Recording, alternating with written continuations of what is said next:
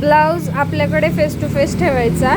ही ब्लाऊजची right side आहे. Right साईडला पट्टी फोल्ड धरून राईट साईडने वरती स्टिच करायची. हाफ इंचेस वरतून, इथून हाफ इंचेस वरतून स्टिच करायची.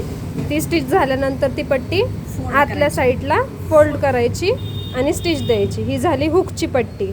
आणि आयच्या पट्टीसाठी आतमधून पट्टी लावून हाफ इंचेसने स्टिच करून ती पट्टी वरच्या साईडला फोल्ड करून इथे स्टिच करायची. ही झाली आयसाठी. म्हणजे हुकसाठी राईट आणि आयसाठी लेफ्ट. आणि तेच बटन करणार. आता बटनसाठी काय होतं, लेफ्ट साईडची पट्टी वरच्या बाजूला येते, म्हणजे अशी येते. इथून स्टिच होऊन आत जाते हे असं. आणि राईट साईडला बाहेर येते, अशी येते राईट साईडला. कशासाठी? बटन आणि होलसाठी. त्याच्यात काय होतं, इथे बटन लागतं आणि इथे की होल येतो असा. आणि हुकमध्ये हे असं ओव्हरलॅप होतं. ठीक आहे.